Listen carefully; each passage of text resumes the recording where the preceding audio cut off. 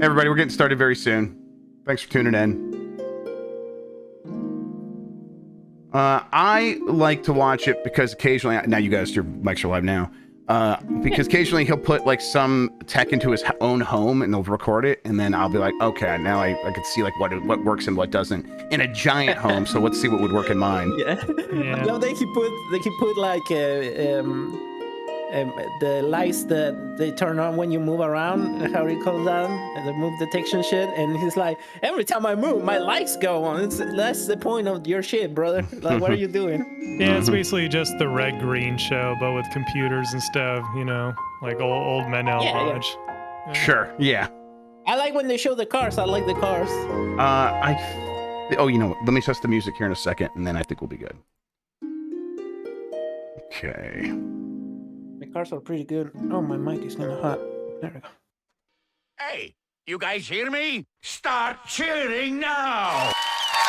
You good? Yeah, let's All right, how we sounding, everybody? We good? Are we yummy? Are we Is yummy? it echo effects somewhere? Mike, can you just count to 5 for me?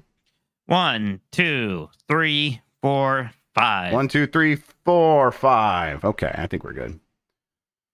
Okay, cool. Echo cool. effects somewhere? Okay. Yes. Let's see. I think I probably know where that's coming from. Give me a second. Hey, you Why guys was hear it- me? Start cheering now! Yeah, let's get this over with. Yeah, you won't see us. Yeah, we'll get us. Did I link to the Bombcast this? Did I really do that? You dipshit. Damn it. Guess I have Is- to You're not even in it. It's No. green thumbs. I don't.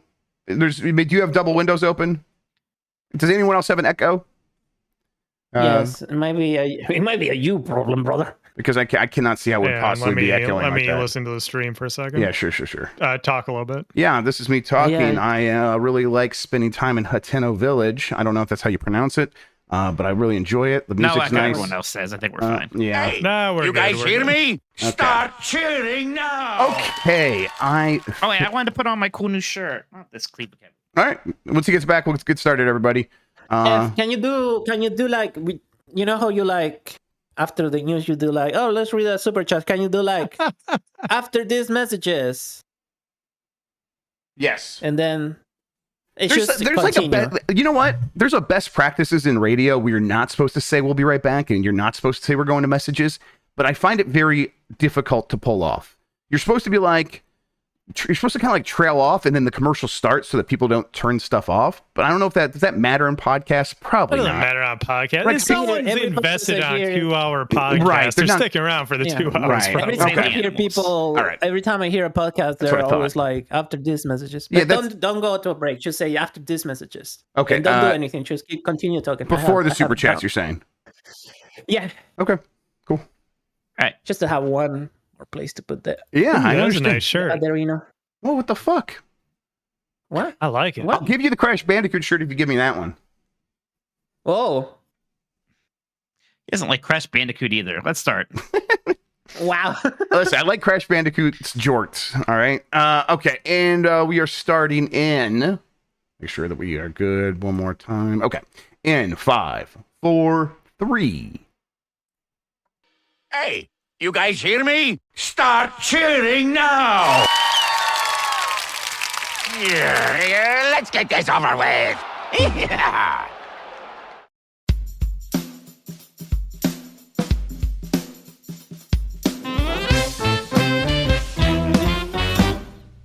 Woof, woof. Hi, I'm Mike Minotti, and I am a Nintendog. Hi, I'm Jeff Grubb, and I am a Nintendog. And we are the last of the Nintendogs. Today is a new 2D Metroid on the horizon. Our Pokemon game's gonna spend a bit more time in the oven. And hey, I think we both have beaten Pikmin 4, so we might be doing a little bit more talk about that. Yes, Jeff, I also beat it. Got second credits, if you will. Yeah, second credits. Last night. Although I still don't think I'm quite done, because like Yeah. at this point, there's like one more treasure I need to get. And to get that last treasure, you have to do that kind of special challenge thing. So I'll do that. I'll get that treasure tonight. Hopefully, I'm like, okay, we're done. We're Yep. done. And But, if I didn't have Zelda weighing on me, and then like a couple of review games, I would be doing the same thing. I really enjoy. Sure. Well, Pikmin games are easy to 100. They're like very fun to 100%. This one especially so. Well, yeah, like when you get to this point where you roll second credits, you are probably pretty close Yes, anyway. for It's just sure. the way this game works. I have like one Also- left in the first stage that I never got, and a couple treasures in the follow-up ones, stuff like that. But I actually did not get the last 2 onions because it's like I just found myself in that last stage. You know, we'll do like a spoiler kind of cast almost towards the end here, because I know Yeah, sounds good. there's a specific thing you have to do to get those. Yeah, I'll I tell you about figured that. I was like I didn't even like really try beyond doing the dog sniff stuff. So yeah, we'll talk about that. That'll be fun. But yes, but otherwise, Jeff, how are you doing tonight? I'm doing good. Busy. Really kind of like trying to schedule my time out a little bit better. But I'm playing a lot of Zelda. I played a ton over the weekend. I played a ton or tonight actually. After the Bombcast, I got on there and played some more. And that's been really great. That game continues to be just a joy every minute. But other than that, it's like, yeah, just like side-eyeing things that are about to come in my inbox and kind of getting ready for that. You kind of sense the tension is already building up with Game of the Year stuff, like a little bit. And I almost hate using these words because it sounds very combative, but the anti-Tears of the Kingdom contingent is starting to really Lucy and get Tam loud. have made it clear to me that they are going to come for Zelda, and it's like They are. Never mind. I won't make that joke. Thank you. Wow. Thank you. Wow. Continue. Let's see. Who's my HR representative? Let me. We all had that fantasy. Peace. Yeah, so I mean, things might get spicy here, and who knows? I mean, the way we do it now, it's like at least over Giant Bomb, it's like both the games right now that I think are going to be at the top of the contention, and we have no idea what's going to happen. Like Starfield, Armored Core 6, Alan Wake 2, but like Baldur's Gate 3 and Tears of the Kingdom, like they're both going to be in the top 20. And then at that point, it's up to a vote because that's the way we've done it. We're doing Eurovision style, and it's like, okay, so really anything could happen at that point. You're working there. I'm sorry. But yeah, it's going to be. What did I say this time? Well, no. I'm still laughing about coming for Zelda. Sure. I'm still laughing at that. We just got to find a different word, don't we? We need a whole different word. That one just has to go away forever. That's exactly right. Yeah, it's gonna be interesting, and I still think Zelda's gonna be a big front runner for a lot of people, but that's like kind of like part of it. Like, there's some people like, oh, of course Zelda's just going to win now. It's like, yeah, baby, but PUBG can't win again, so we got to do something. Yeah. Oh my god. All right, hey everyone watching live right now, thank you so much for listening to Last Nintendogs. Hey, if you aren't listening or watching live, thank you also. If you're doing this live, please hit that thumbs up button right now. Helps more people find the show. And don't forget, you can send in a super chat with any questions or comments. We will read those live on the air during the show. Jeff, I got a couple news topics here. Would you like to hear them? Please. Well, so Metroid developer Mercury Steam is working on not one, but 2 games from Twisted Voxel here. This is according to the latest financial year report from Nordisk Games, which owns a minority stake in Mercury Steam. They said that the Metroid Dread developer is working on 2 large undisclosed titles. Mercury Steam has grown recently, had 160 employees in 2020, now has over 200. Jeff, one of those has to be a follow-up to Metroid Dread, right? 2 games? I mean, I tell you what, it would be weird if the best-selling Metroid game ever did not get a sequel, right? I mean, Metroid Dread's the best-selling. I mean, it's the only one that surpassed 3 million.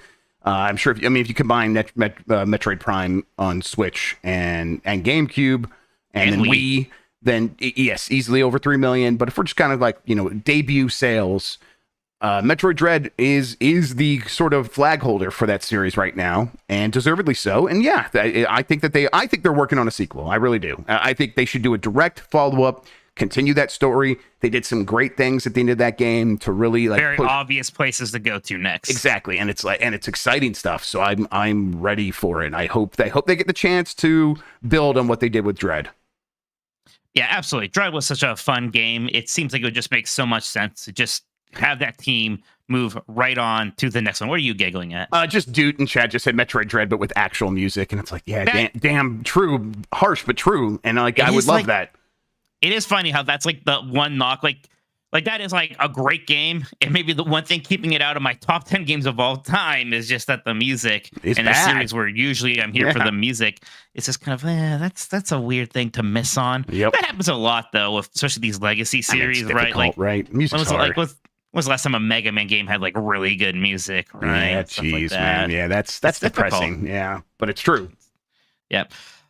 A couple of avenues here. So, all right, so that's one game. What do you think the second game could be? Keep in mind, Mercury Steam has worked on Castlevania before.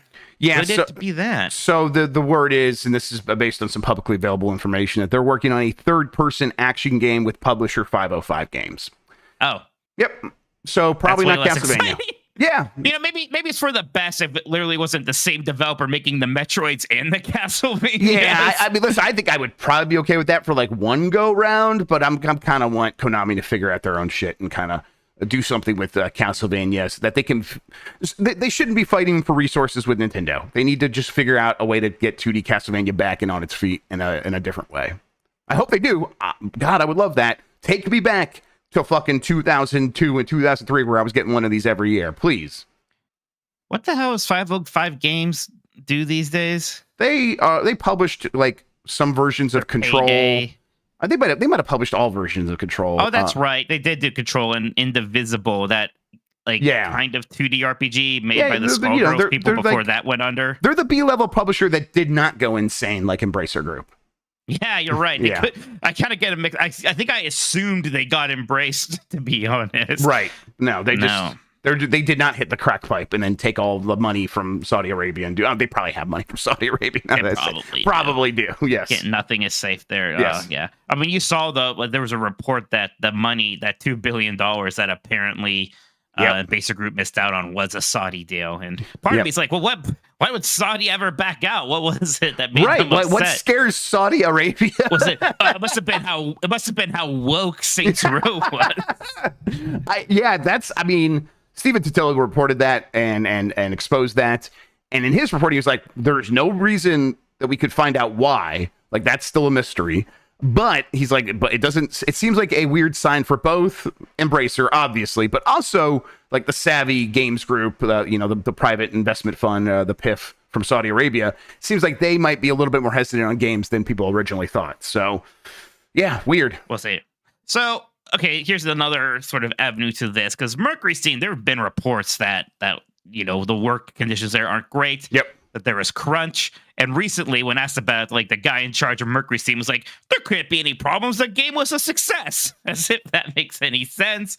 So there's a part of me, it's like, oh, great. Now they're working on 2 games. And yeah, they built up the studio a bit, but that doesn't necessarily alleviate things. I just hope that, the Watchdogs, and maybe that can include us, are going to keep an eye on them and keep them on task here. And hey, if you're working on these games, you have a hard time. Hopefully, you can reach out to certain people.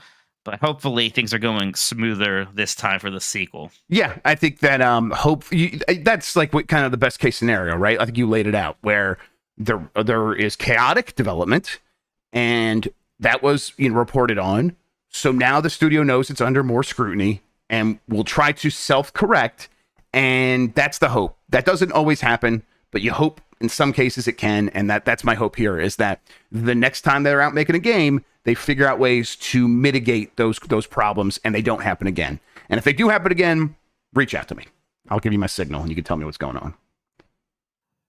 So now the other thing here, this is a lot of Metroid. Now we're making an assumption here about this being a new 2D Metroid, but it seems like a safe one that at least, that you would think this is. Although if one of those other projects is already so spoken for in that 505 rumor, that maybe her chances just a little bit. But, Metroid Prime 2 is going to be coming eventually here. Metroid Prime 4. You think Metroid Prime 4 is maybe sooner than I do? Yes, I do. I am less optimistic. I think it's coming to about Switch, so it has to be coming sooner than you think. Yeah. I don't think it's coming. I think it's a Switch 2 game. Now I'm basing that off of nothing. Sure. Just same feelings. I mean, mine is like circumstantial and like kind of game theoried out, where I'm like, oh, the Switch 2, they probably won't want to launch on the Switch 2 because as a launch game, Metroid doesn't make a ton of sense. Not that would like necessarily be a reason not to do it, but if they can keep their promise to make it, or what they previously said, it's a Switch game, and Switch owners, some people bought a Switch based on saying, I think they'll try to get it out on the Switch. It also has been a very long time. So I think that we hear about it and it comes out probably before the end of next year. Either way, the game's coming out within the next, let's say, 15 months, probably. Yeah. You would think so, right? Yeah. And now, we may be able to slot in this Metroid Dread 2. It's a lot of Metroid for a series we love, but definitely isn't like a big cash cow for Nintendo or anything like that. Yeah, I mean, I wonder if Metroid Prime 4 can change that. The risk is if it comes a little bit too late and people are looking forward to the Switch 2 and it's not on the Switch 2, that would be real rough. So I hope that doesn't happen. Right. Do you really think Metroid Prime 4 is going to be called Metroid Prime 4? I Like, why wouldn't you just distinguish it as a new sub-series at this point? They probably do. I think it probably have a different name. Although I kind of like Metroid Prime 4, but that does seem like you want to give people a fresh chance to get on Metroid Prime right now. Yeah, so it probably does get its own name. I think so. Yeah. We'll see. At the very least, it's going to have a fun subtitle. All the other non-Metroid Prime ones had fun subtitles. Yeah, I mean, it could be, I mean, maybe that's like they emphasize that, and there's it could be like, you know, what Super Metroid and Metroid Return of Samus, they always have like the numbers hidden there and in there somewhere. Maybe they start going that route. Yeah, something like that. Next thing here, are Pokemon games going to get more dev time? Comicbook.com had an opportunity. They talked to Takato. Oh God, Utsunomiya. Yeah, I think that's right. Chief Operating Officer of the Pokemon Company. They got to kind of talk about the Pokemon brand. What are you laughing at? I said, I think that's right. And Sean goes, nope. Look, I did my best there. I did my best here. But they're kind of talking about the schedule of releasing new Pokemon games. And Takato said, I think in general, if you look at the past, the path we've taken up until now has been this constant release, always regularly releasing products on a fairly fixed kind of a cadence, you might say. Always having these products able to be introduced and new experiences for our customers. And that's how we've operated up until now. I think we're still operating that way, but there's more and more conversations as the development environments change about how we can continue to do this while making sure that we're ensuring really quality products are also being introduced. Now, keep in mind, what he says here is we're looking to make sure we can continue to do this. I'm not really getting a sense of, we're going to slow down. Basically, it's like, where can we spend more money to make sure we can keep making a new Pokemon game every year? Right. This is like basically, some people are acting like we're not getting that this year. We are with the DLC. Oh yeah, the DLC Scarlet and Violet. Yes, absolutely. DLC is their release for this year. Yeah, it's like when there's a problem in America and the Democrats who are supposed to be responsible are like, we're going to we're going to have a study. We're going to do a study. And we're going to look into this, and then we're going to do something. And then, of course, they get the study, and then they never do anything about it. It's pretty much the same thing here. I think they're going to look into this and be like, wow, yeah, that we'd probably make less money. So no. And that will be the end of it. That's pretty cynical, but I think it's a fair assessment of how the Pokemon Company does business. They do not let up on the gas pedal, and they haven't really been punished for it. So I don't know why they would start now, other than some public outcry for Scarlet and Violet. And that got subsumed pretty quickly by people just being happy to play Scarlet and Violet. So what are you going to do? Yeah, I guess, there's a part that wonders how long can it go on? Is there a point where it's too much? Like, if the next Pokemon game, which we assume will be a Switch 2 game, there's got to be some decent improvements there. You would hope so, but I don't know. I'm so scared that like the Switch 2 will have some attempt to put out 4K, and they'll be like, well, no, we do 4K assets, and so it's just this is going to run at 12 frames per second again. Yeah, it's just please don't.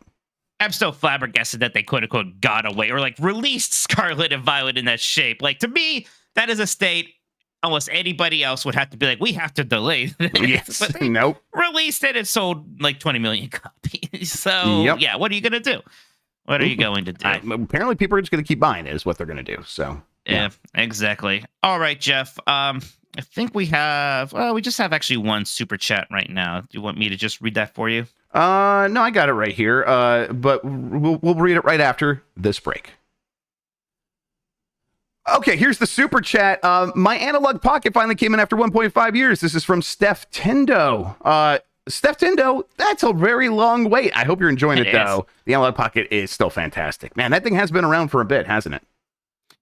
Yeah, it has been. It's still a really great device. Although I've been feeling guilty, Jeff, in general, about my analog pocket, my Steam Deck, my Asus ROG. If you're playing your Switch, that's not a reason to feel guilty. But that's not to feel guilty, but I feel a little silly because, when I want to play these things, it is going to be bedtime because otherwise I am just at my computer or I could go on my couch. But I still have a zillion things to play on my Switch, actually, right? Yeah. Like, I guess I thought, I'm like, oh yeah, there's all this stuff I can play on here. Even like Analog Pocket, you put these Game Boy Advance games on Switch, and suddenly, for some reason, I'd rather play Metroid Fusion on there, even though that experience might be better on Analog Pocket in a lot of ways. I just like using my Switch, and then there's so many big long games I can play on my Switch, even things I didn't think would be big long games, like a Pikmin 4 that actually took 30 minutes for me to get to like second credits. 30 hours. Where I am right now. But yeah, so, I do feel,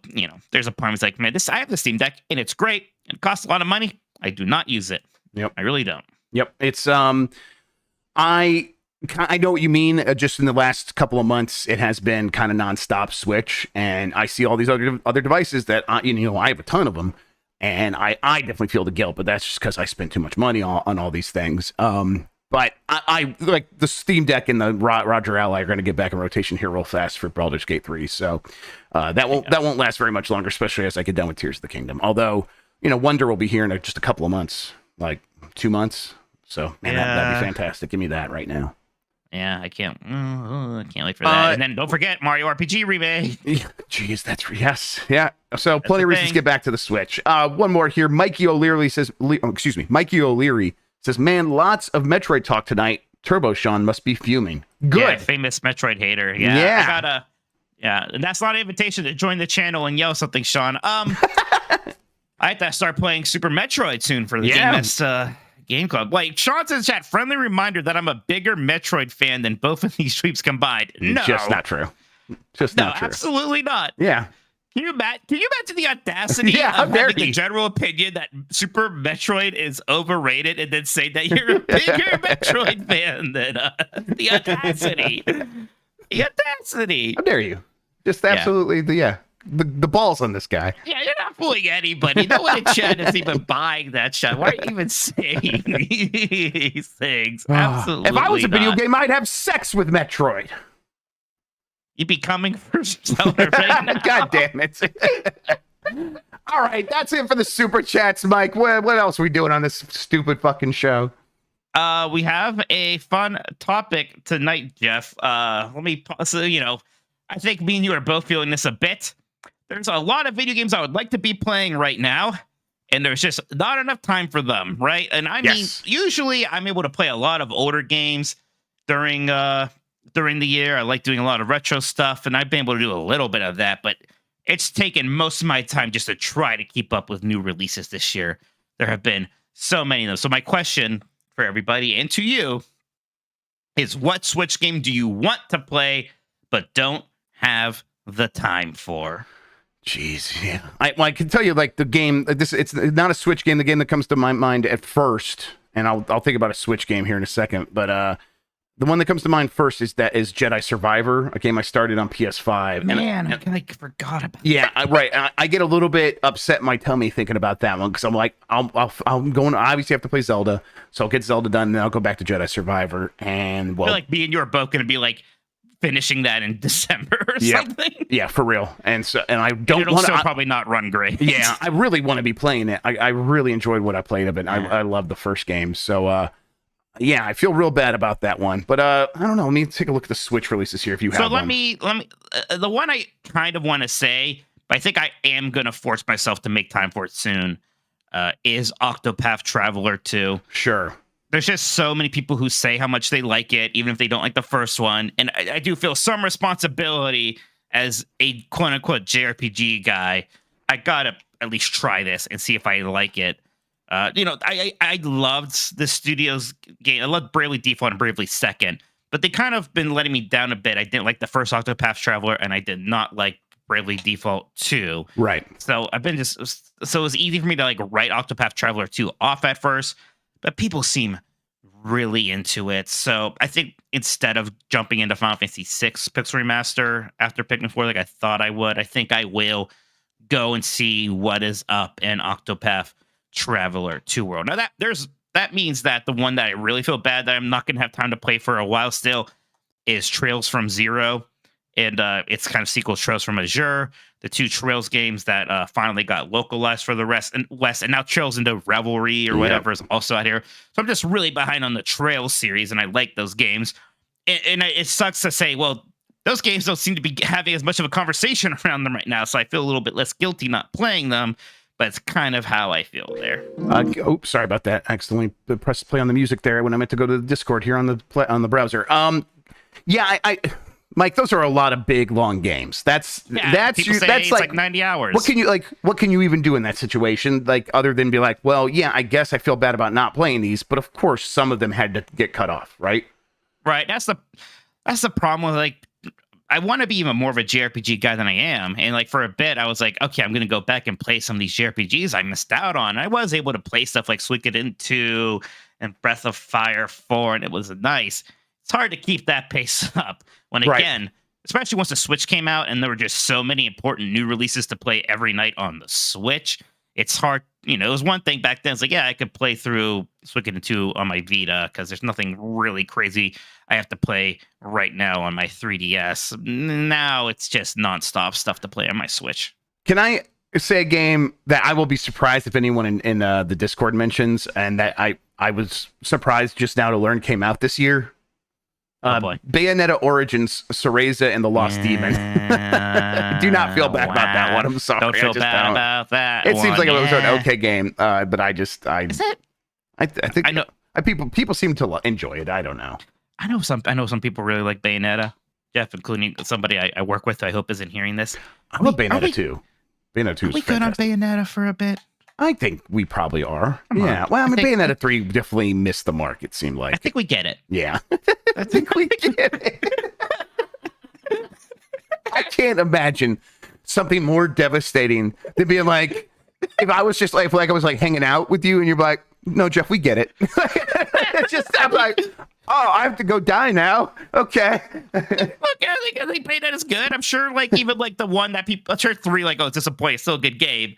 I don't think this needs to be explored anymore. I think We're good. I think we're pushing it with Bayonetta as a kid. I think the Muppet Babies approach was a little desperate, to be little honest. bit weird, yes. Little bit weird from the yeah. It's weird. I think we've ever done that before in media, where we did the Muppet Babies approach to a character who's largely built around like sex appeal and saying the F word.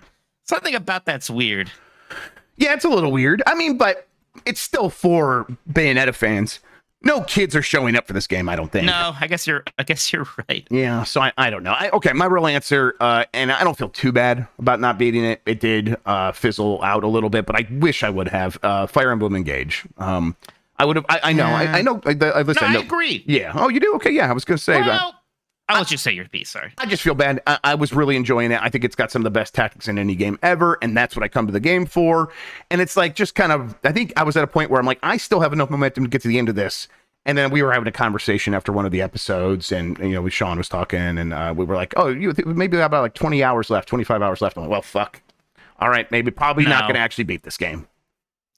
I feel bad just because I have some gamer brain there, where I've beaten like most of the recent Fire Emblems since the 3DS one I really like, and I keep forgetting the name now for some reason.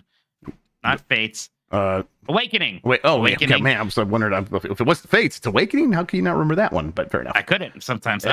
But yeah, since Awakening, I've beaten all of them except for that remake of Gaiden. I just kind of missed that. Sure. So there's part of me that just feels guilty not beating it because I had been such a good boy about that, right? Right.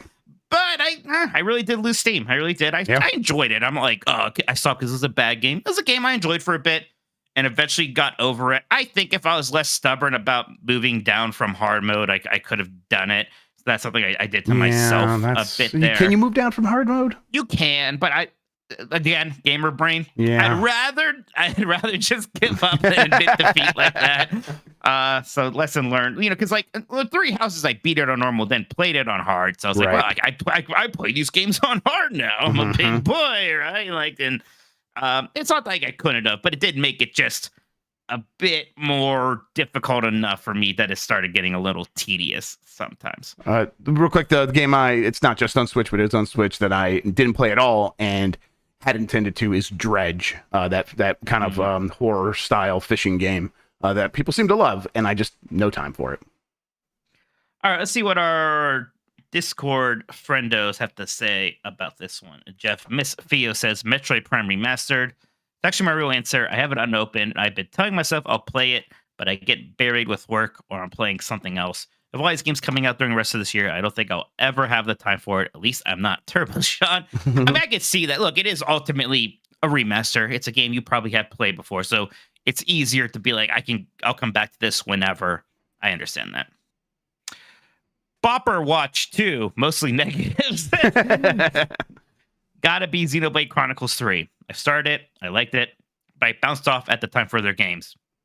And now it just seems so daunting to get back into, let alone maybe doing a franchise playthrough for the, quote, full experience. It's just difficult with these 80-hour games. And there are just so many 80-hour games these days, Jeff. What did that, like, man, 80 hours becoming a new standard in a lot of ways. That sure did just happen at some point in the last 5 years, and it's a bit much. I think it was like, we were always like gesturing at it for a long time, but that was always like, no, that's those RPGs over there. They're the ones that do it. And then every game was like, well, we're integrating the RPG elements, including the 80-hour game. It's like, fuck, no, that's not what we meant. Even like the RPGs, like, Final Fantasy 7. Yeah, but that's like, right, RPG. that's 25 years ago. Yeah, totally. Yeah. But like in 10, 15 years ago, we were getting 80-hour RPGs here and there, like, for sure. I remember when Dragon Quest 7 was 100 hours long, and people were like, no, absolutely not. How dare you? Now that's just kind of the standard. I will say I'm officially spent more time playing, at least on my initial run, Tears of the Kingdom than Breath of the Wild, and I was not expecting that. So it's like, okay, these games just keep getting bigger because idiots like me keep playing them. So Casual says probably Marvel Ultimate Alliance 3. P.S. Mike is totally the Mimi Siku to Jeff's Michael Cromwell. What the hell are those names? I'm pretty sure those are like people in the Church of England. I'm not sure though. Mimi, I'm gonna Google Mimi. Man, hey, Marvel Ultimate Alliance is certainly one of the most forgettable Nintendo published games for the Switch. Yeah, I remember you reviewed it, and my god, it's a freaking Jungle to Jungle reference. Holy shit! Wait, fuck the Brendan Fraser movie or no, Tim Allen movie? The Tim Allen. Right. I'm sorry, movie. George of the Jungle and Jungle to Jungle always got mixed up in my head. Excuse me. Oh, incredible. Thank you, Casual. Yeah, I don't think Marvel Ultimate Alliance 3 was fine. I don't think you're missing too much. I bought that game probably a couple years after you reviewed it and always said it was forgettable, and I forgot about it. Yeah, right? There you go.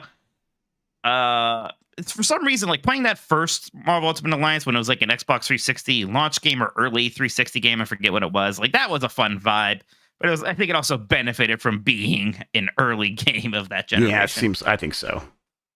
Bench JC says, also, sorry to go back, it was that time where it was still kind of novel seeing all these Marvel superheroes together in one game, right?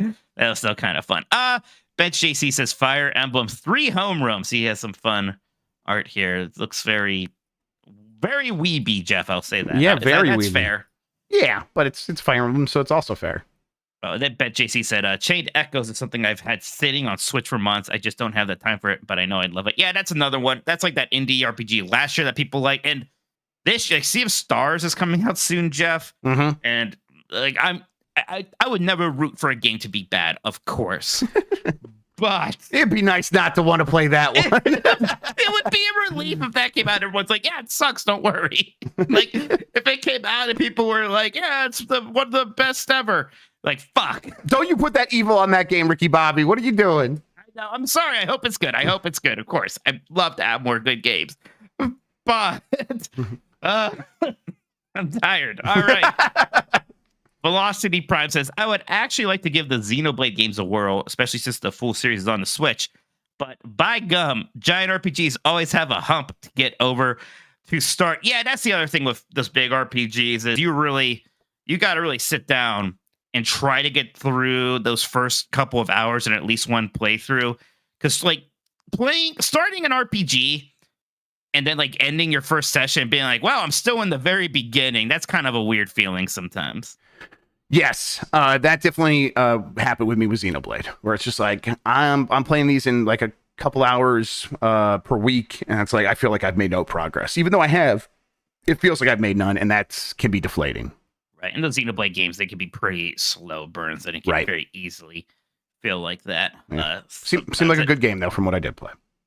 Mr. Bohr says, now that all the main Pikmin games are on Switch, I should probably get around to playing through them. I only played some of Pikmin 1 on the GameCube. I am interested especially in playing Pikmin 1, although I'm like, well, do I play that Switch version or do I, get cute and play the GameCube original? I think it would be interesting to have you play the GameCube original, because you're going to miss a lot of the quality of life features, but it might be an interesting... It's not a super long game, so I think... Right. I think you could have fun with that on stream a little bit. I don't know. And Pikmin 1 on GameCube can't be that expensive. It was a decent seller. And I'd be very curious too. Oh, I had Pikmin, I think, already, so I'm good there. I'm just kind of curious about like what is different. Like I have some idea. I know there's like no caves, and obviously you don't have the dog, and things are probably just more difficult. Is it a yellow label? Let's see. Yes, it sure is. Wow, you can't play that trash. It's actually one of my worst conditions. Okay, fun. Actually, that's kind of funny. I'll have to look for a black label Pikmin. I'll have to get a Pikmin 2 at some point. Yeah. Krampus McBasketball says Fire Emblem Engage. I played the hell out of it for a weekend and then never got back to it. Yeah, I could totally see that. I think a lot of people are probably going to feel that way about that game. I think one weekend is enough to learn every character's single character trait. Right, yeah. Multiples of them just being really into tea. Right, or staring at other people's muscles from like 5 feet away. Oh, fine. This one's T also. This one also is a stalker. This one, T, stalker and T? Remind me after this to show you a joke that only you will get. I would like that. Yes. Gerbear says, I've never played Breath of the Wild, so probably that. Got my Switch when Odyssey launched, so it's inexcusable at this point. It's a little weird, but hey, you know. Yeah, you're a freak. You heard Mike. Wow. Damn. I guess I'm curious if you played Tears of the Kingdom. Like, did you feel like you should play Breath of the Wild before you play Tears of the Kingdom, or you just jump into Tears of the Kingdom? That's my question. Emmy's been watching me play Tears of the Kingdom over my shoulder and showing a lot of interest, even though she's very much in the I don't like video games. Right. And so it's like, I could tell, like, it's probably going to come back around, and I'm like, do I give her Tears of the Kingdom or Breath of the Wild? And I'm like, I think Breath of the Wild might be easier for a 6-year-old to play. So I think I would probably go that way. Plus, you know, you want her to understand the lore, of right? Of course, yeah, those character stories are so crucial. Right, exactly. It's going to be confusing if Zelda and Link are just hanging out with each other. Is old, and then she's hot. How does that happen? Well, here's Hyrule Hustle. What the fuck's that game called? We'll go with Hyrule Hustle. Hyrule Warriors. Hyrule Warriors. There we go. Yeah, just give her that. See what she goes. Evo Jadis says, The Witcher 3. The time I'm the most in the mood for these is right after a game like Xenoblade 3 or Tears of the Kingdom. But then the thought of jumping into an 100-hour plus game just after just coming off an 100-plus hour game is just too much. So I put it off. Then more things come out, and I play those instead. Inevitably, one being another 100-plus hour game. Jeff, is Witcher 3 one of those games you like started many times, or was a game you just bounced off of, weren't really into? I forget where you are with Witcher 3. I think I bounced off. I think I know that game's not really for me. I think what is it that's not for you about it? Because like it's similar to other games that you like. Yeah. Like it's not like so far off. It's just I don't enjoy when I'm playing the game. Like it's like, is it as simple as like the movement isn't as good as I want and the combat isn't as engaging as I want? Maybe, but that's like early on. I know that the combat has more stuff going on, like preparing for monster hunts and all that stuff. I just I don't know. I did not. Is it too talky for you? I don't think so. That'd be the one thing. Like if someone asked me what it is, because it is talky, especially in the beginning. It's on the border of being too talky for sure. I think I don't know. There's definitely stuff about it I like. I liked like stumbling on to Gwent in that bar or whatever and playing that and feeling like the world is a little bit more alive. I don't know. I just wasn't having fun when I was actually moving the character around. It's kind of that simple. Gowden says Xenoblade Chronicles 3. This one comes up a lot.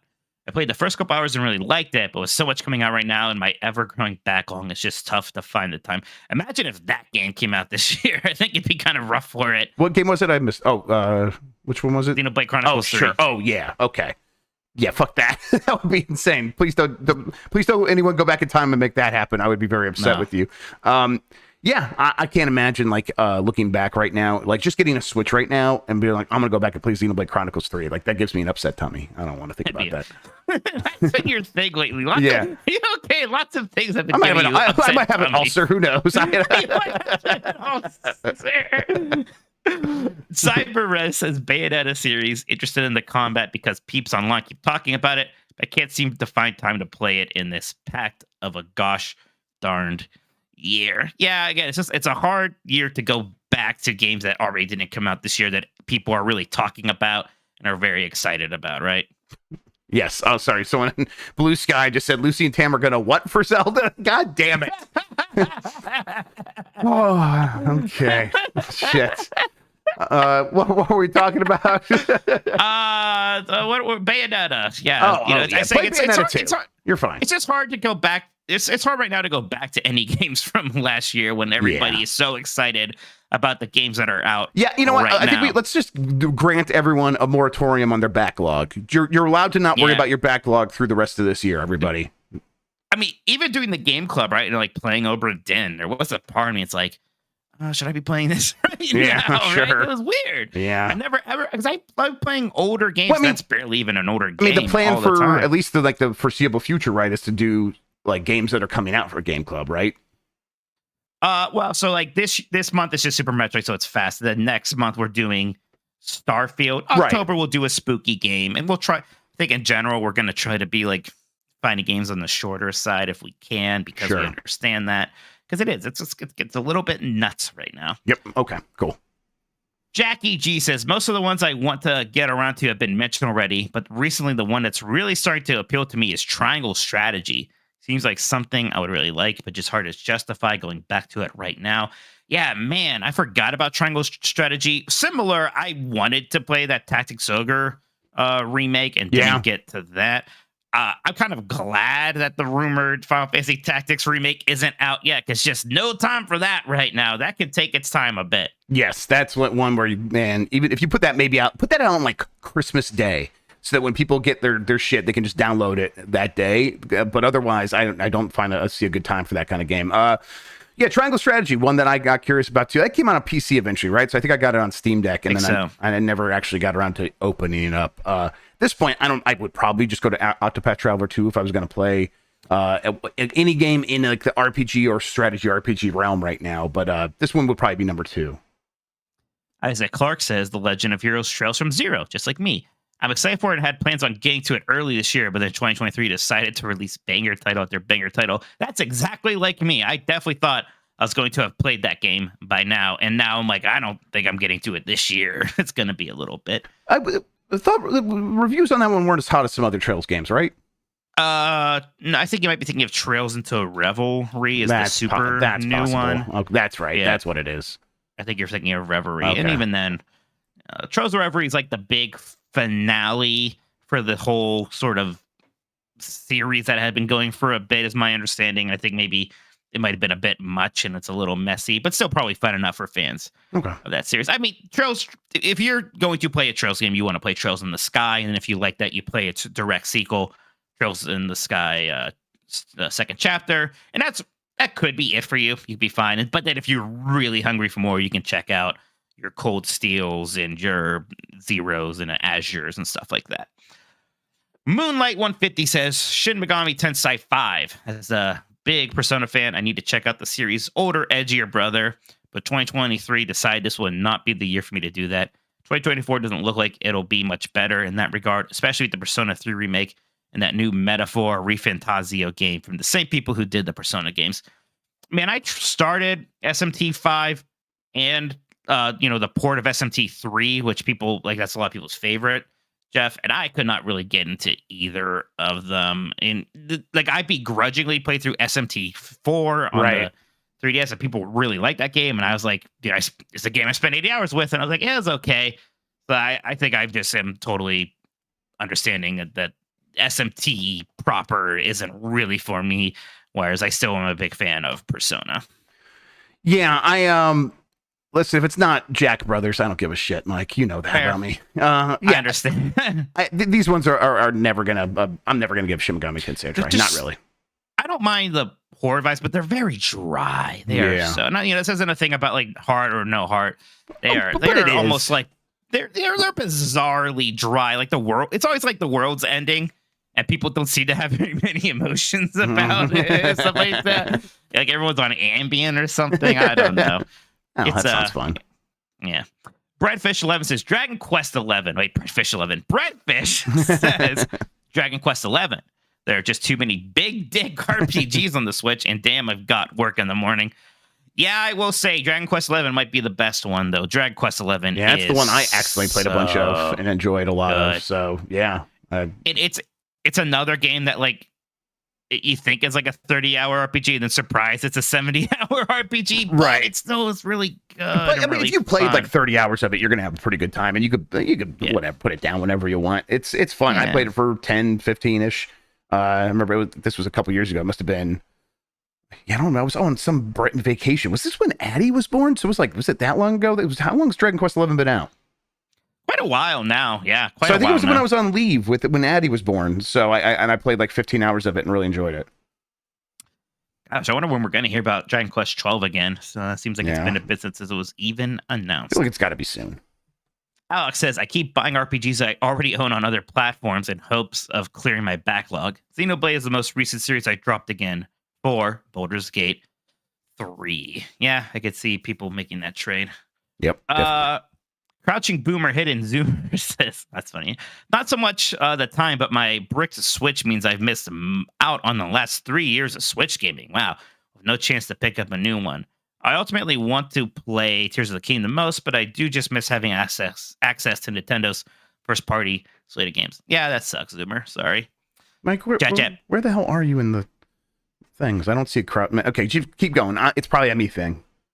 You don't see a Crouching Boomer Hidden Zoomer after Alex and before Jet Binks?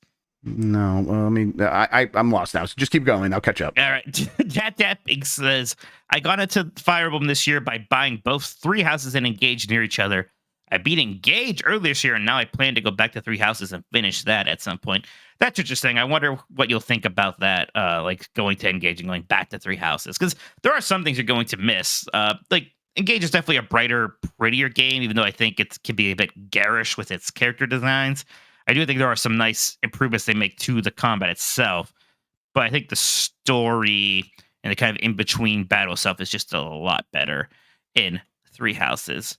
Razzle Jazzle, did you find it, Jeff? Yeah, one of the he just changed his name and it didn't update for me. Oh, interesting. Yeah. Wow, everyone's messing with Jeff. How rude. Yeah, Razzle Jazzle says, I'll go with Octopath Traveler 2.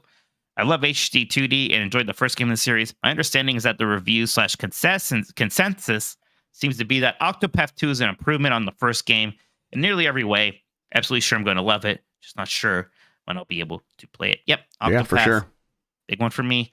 Laser Wolf says Pokemon Violet. I'm holding out hope it will run better in Switch 2, but I know that will never happen. Yeah, there was like a brief period of time, Jeff, where I was like, I'll wait to really play this when it gets patched. Then I pretty quick was like, okay, they're not going to do that. I'm actually just not going to play this. Yeah, game. they're not going to do that. Yep. They're just not going to do that. Too bad. I'm just not going to bother with it. It's okay. Haas says, let's build a zoo rather than buying one. See, that makes perfect sense. Build a zoo, that's fine. Buying one, you're crazy. Right, come on. If you build it from scratch, you'll have more of an attachment to it, right? Exactly. Love a sim game, but finding the morality system intimidating. Also scared of making ducks too sexy. What the hell is this game? I don't know. It sounds very good to me, though. It sounds like the Baldur's Gate 3 of zoo sims. Morality system. Incredible. DMC depressed me crying says Near Automata. I didn't finish the first campaign on PC, so I bought it on Switch thinking it would... shut up. It would get me to play through the other endings. Now it's just on my backlog twice. Shut up, Jeff. Here's what you do. You listen to the soundtrack and you're good.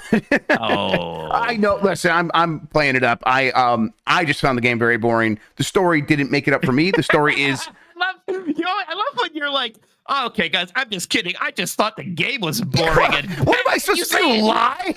You say it in like this tone, like, all right, I'll be nicer now. The game is shit, actually. I get it. I get why people like it. Wait, you know the gameplay is not that great. Where are we? The combat? No. I agree with you that it's the action is pretty simple. I still think it's a really good game. It's generally fun. So the hammer's coming for me. Sorry. I agree with you on the action. I think you go too far saying that the whole game is boring. For me, it's like I could see what's good in there. It's just not enough to win me over as someone who's very particular in what they need from a game. You got the camera angle upskirt achievement and then just pieced out. You got everything you needed, huh? Yeah. Dr. Ryan says, Hosp took my joke. That would be the zoo one. So I'll say the Skyward Sword remaster. All right, I'm going to stop for a second right now. That came out, huh? Yeah, I own it. I did play a little bit of that. I played like a couple hours of it. And I liked Skyward Sword at the time even. Same. I actually liked it quite a bit. Yeah. And then going back to it. I don't hate it. And I don't hate it. But I don't need to play it again anytime soon. There's a Zelda game where I actually wish they just made just play the dungeons mode. Like, some games like have a mode where you just play through the bosses. There's a version of that game where you just did the dungeons. That would be really fun. Yes, I think. Yeah, but running around Skyloft and doing like all the shit in those little areas before you can do the dungeons, it's fine. Yep. Anyways, Dr. Wright continues. I haven't played my Switch in 3 years, till Tears of the Kingdom came out, since I'm solidly hooked into my PSN system for my Degenerate Trophy Edition. You're one of those. Wow. I bet he got that Nier Automata trophy. But between Zelda and Pikmin, I started using it more and now think I should get into some Nintendo games I missed, and I do want to beat every Zelda. But I feel like I'll fall off Skyward Sword just like I did in the original. Yeah, you might. Yeah. You might fall off a Skyward Sword. Right. What's the next Zelda on Switch that he should play? Well, I mean, Link's Awakening is really breezy if you want to play. Yeah, play Link's Awakening. Yeah, that's that's so much fun. Look at it as like a side story, and then just enjoy all the fun stuff in there. Yeah, and then maybe play those Oracle games now that those are on. Yeah, there you go. That's fine. I approve. It's like, man, I would have loved to pressure you, Jeff, into playing the Oracle games. I know better right now. I know. I Like, I want to play all of them. I don't even have time to stream anymore. I'm like, I wanted to do it on Friday, and it's just like the kids get to bed, and I'm like, I started playing like, okay, I'm gonna play a little bit of this, and then I look around, I'm like, oh my god, it's 11:30. I'm not gonna start a stream at 11 goddamn 30. So it's like the idea of playing any game for just pleasure right now, or even for streaming, no time for that. And like, I was like, I want to like tease you about not finishing Minish Cap. I get it. Yeah, I would love to play Minish Cap. I lost my save. It's on a computer over there. I need to get it back. But how much did you love those? There was a Reddit thread on the Giant Bomb like saying, "Oh, these guys don't even like play enough games." How great was that? Did not love that. Just incredible. Incredible. So frustrating because it's like. You guys, how many masters are we serving? You going wants to fucking spy? I started talking about Zelda Day on the Bombcast, and everyone starts like getting a little like up because I'm like, I'm talking about the game. I'm like doing what people said last week that we don't do enough of, and everyone's like, now you're spoiling it.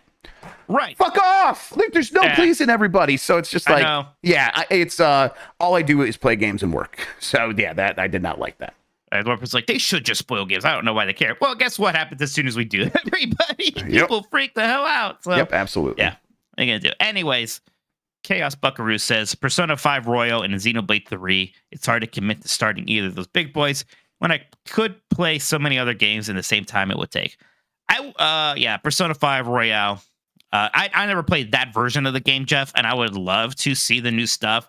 It's very hard for me to play a game I beat already once. That is a 100-hour JRPG just to kind of see the new stuff.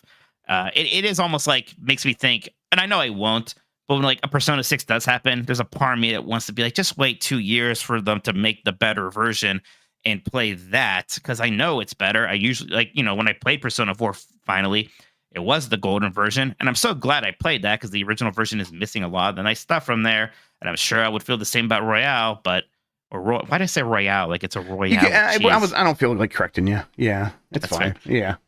But it's just probably not going to happen. Yep. I mean, I would love to one day try the Persona games. One day. Yeah. Yeah. I don't see that happening anytime soon. I mean, one way would be to make you do like a Persona 4 Golden Marathon thing on Giant Bomb. I know. Yeah, I would. They're talky though. Yeah. That's stuff that's like one of the big things that Giant Bomb's done in the past. So we'd have to find a new way of doing it too. So there's a whole bunch of stuff there. But I mean, that's the one thing about the job is like playing games for work is the only way. Like if I'm streaming it or doing a show, it's like, okay, now I can play games during the day, but there's only a select few slots for that. And it's like Baldur's Gate 3. I'm like, how can I get that on the site so I can play more of that? And there's just no easy way because that would be a ton of time. I can't be playing Baldur's Gate 3 once a week because when do I beat that game? What, 2 years from now? Yeah. And you're doing this Mortal Kombat thing and it's great, but that's a lot of time right there. That's it's not like the story mode for Mortal Kombat 9 is some 2-hour thing. That's like as long as any game. Yes, it is. Yeah, we played. We're like 6 hours in, and we're 2/3 of the way through. Yep. Teriyaki Blue says, I keep convincing myself that someday I will play through all the 2D Zelda games on NSO, but I just end up playing more Tears of the Kingdom instead. Yeah. I get it. Big Tony says, I still haven't played the Xenoblade Chronicles series despite owning all the releases. However, from this year alone, Advance Wars, man, forgot about that, and Bayonetta Origins. There's Bayonetta Origins. But at least I'm working on Octopath 2. And also, I finally received my Analog Pocket I ordered over a year ago. Yeah. Oh, hey, there you go.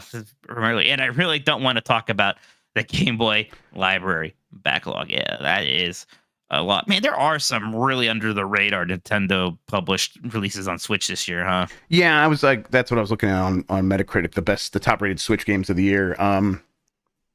Like it obviously, Bayonetta Origins popped off. Ghost Trick, they didn't publish that, but that's another game. It's like, I'm not going to get around to that. Again, that's a game I would so love to pressure you into playing, Jeff. I would so love to make you play Ghost Trick. I would love to play that. But no, it's not happening right now. I would have liked to have played it again. Yeah, There's no of course. way. Yeah. When Jan was like, I'm playing it, I'm like, man, that's awesome. But there's so many other games. Advance Wars, Fire Emblem Engage, Pikmin 1+2, Kirby's Return to Dreamland Deluxe came out this year. Yeah.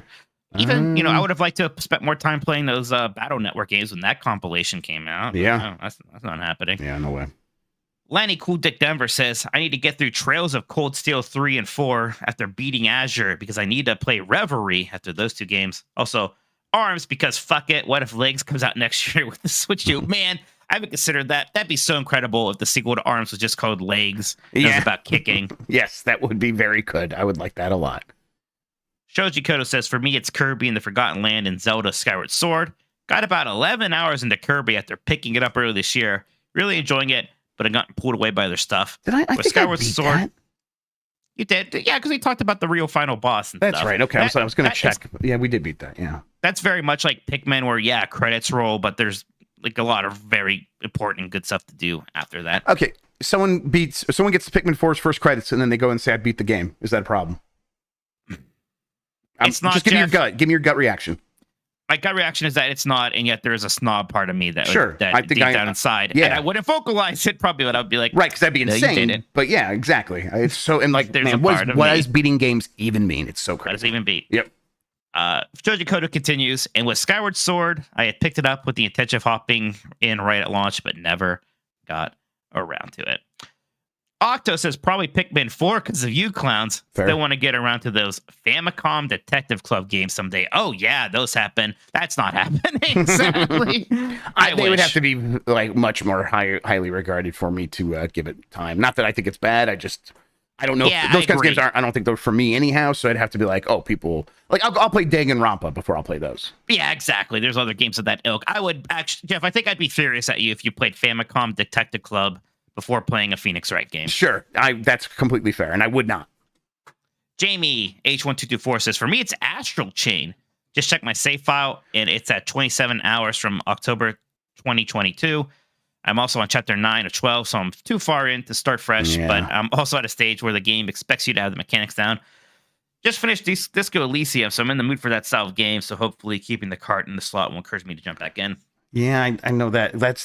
That's me and Pokemon Legends Arceus, where I'm not like that far in, but I did a 12-hour marathon or whatever, and so I'm like 12 hours in, and then I didn't go back to it for a long time, and then I tried to go back to it because I really enjoyed the game, and I completely forgot how to play. So it's like, not like it maps onto other genres very easily. So it's like, it's a little bit like Breath of the Wild, but obviously it's Pokemon first. So that's always a tough one because I do not want to restart a game I put 12 hours into. Yeah, I know exactly. It's always a weird feeling doing that. Man, Astral Chain, like that stuff, that's going to be a game like 10 years from now. People talk about like hidden Switch gems. They're going to bring up Astral Chain. You should write down that idea, by the way. We should do like what are going to be the Switch's hidden gems. Yeah, that's a fun idea. Yeah. Let me write that. I liked Astral Chain. It's anime story bullshit got a bit much for me. There was too much of that. I never even tried it, and I've heard kind of nothing but good things, but I think that might be selection bias. I don't know the exact term, but the people who talk about Astral Chain now are the people who loved Astral Chain.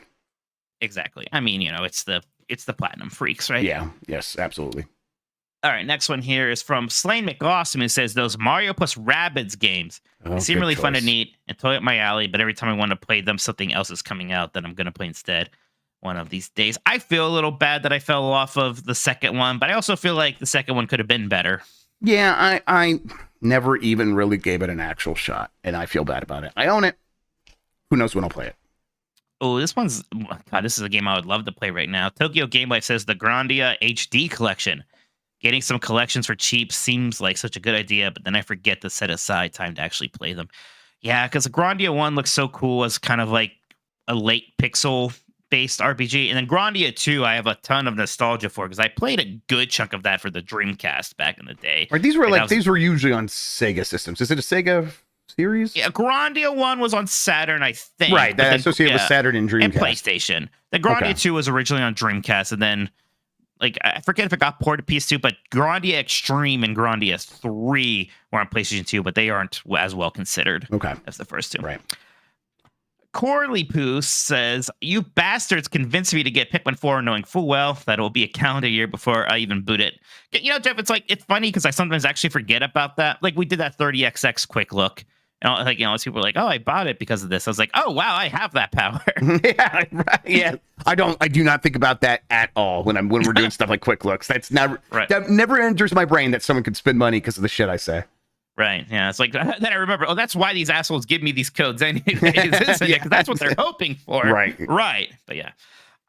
The once in future Jason L says, "I'll probably play Pikmin 4 and eventually finish Tears of the Kingdom, but I don't know when I'll get around to playing that Xenoblade Chronicles 3 DLC. Oh, that's right. Yeah, DLC from earlier this year. Yeah, and I kind of want to play that because it does the cute thing where you have the Shulk and Rex from 1 and 2 in there together. So I'm like, what's that like? And what's going on here? So I would like to see what that is. I might just like read a Wikipedia article about the story instead. It's that, you know, it's DLC, and I don't know how DLC reviews exactly work, but it's got a 92 on Metacritic, that DLC. Right. But it is also one of those things where, like, well, who reviewed that, right? Well, the big selection bias, Xenoblade freaks, for sure, yeah. But so I believe it's good. People really like the Xenoblade 2 DLC also. Yeah, so totally. I think they do a good job with those. Nick Turbo says, "I played 10 hours of Xenoblade Chronicles Definitive Edition when it launched and remembered really enjoying it, but dropping it for some reason. Now I keep wanting to go back into the series, but I am always busy." Yeah, people, this whole series keeps coming up a lot, Jeff. I'm actually shocked I did find time to play through all 3 of those base games, at least. Yeah, I mean, it's a lot of game between those 3. So, yeah, I mean, and for people who love Xenoblade, they that's their game. And then I think that gets a lot of people coming in and be like, these people are so excited, I want to try. And so you're going to get a lot of people bouncing off. That's just going to happen. Not even bouncing off because of the quality, just bouncing off because of the time commitment. Always Be Clothing /Corgi says, "I would love to play Pikmin 4, but Baldur's Gate 3 is taking all my time."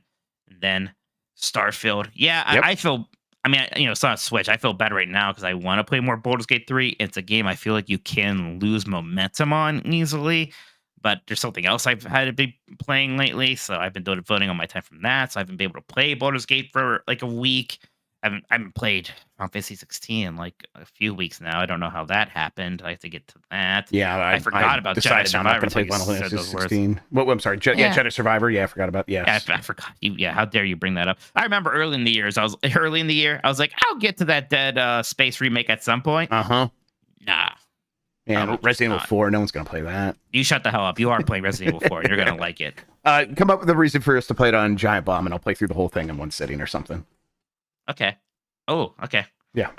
You should play because it's good. One Up versus CPU says, "I bought the Great Ace Attorney on a cart at launch. I barely touch it because I know it's going to require a lot of quiet time with no wrestling or podcasts to really be able to pay attention to it."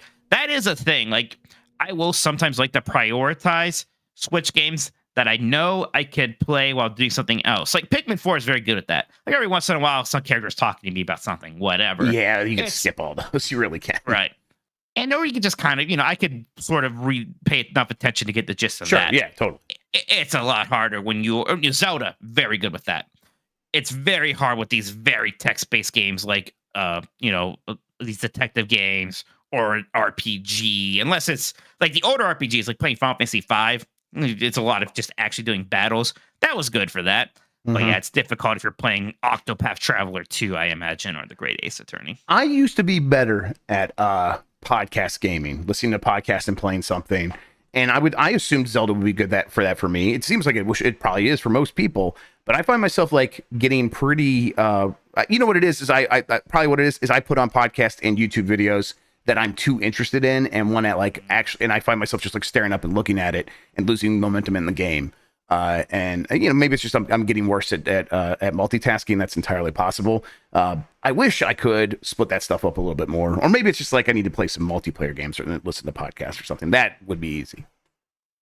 I mean, if you were into MMOs, that was always so good for that. Right. Kind of Okay. Totally. Yeah. Or like Diablo 4, I could have done that, but it's just like, Sure. Yeah. Man, I thought I'd be playing a lot of the Diablo 4 first season. I played a bit of it. And then, Baldur's Gate 3 was a lot of. Actually, I think I would rather play this than Diablo 4 is going to it's going to be there. It's going to be waiting for you when you're ready to come back. It's going to be waiting for me. Yeah. Yep. I do think Diablo 4 is going to lose a lot of Game Award momentum that may have ever had. I don't know. I think it might be rough for a Diablo 4 this year after all. Yeah, that's something we should do on Game Mess Decides is prediction for Game of the Year, like the Keeley's Game of the Year. I'd like to see, make a bet about who's going to be right on that. That'd be fun. Yeah.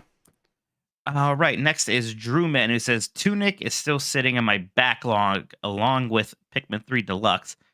Sorry, I just saw a chat. AT says I like having the Josh Strife plays videos on while gaming. I was literally watching his Golden Sun video yesterday while playing through the end of Pikmin 4. So right there with you, AT. Anyways, Drewman I'll says give it a shot. Tunic is still sitting in my backlog along with Pikmin 3 Deluxe. Eventually, I'll get to these games if Baldur's Gate ever loosens its grip. I also want to hard run Metroid Prime and see how that is. P.S. Jedi Survivor is the definition of a front-loaded game, unfortunately. Oh, don't tell me that. I'm already chugging it back to it. Don't tell me I already played the best part. That is not going to help with me on that one. Tunic. I've talked enough shit about Tunic. I won't go after Tunic again. Sure. Yeah, Tunic's fine. Sorry. Jedi Moss 4 says, I never played Mario RPG, so I'm interested in playing it for the first time through the remake on Switch in November. Yeah, I hope people will still have time to sit down with Mario RPG. I hope that game doesn't get overlooked because everybody's worried about their backlog. A lot of stuff got out in November because they knew Call of Duty was coming. I think this might be the game to get that shine because it's a good counter programming. The people who have Switch maybe not necessarily caring about Call of Duty anymore, so they'll play Super Mario RPG instead. I hope so. It's I know Call of Duty is always going to be the best selling game of the year, anyways.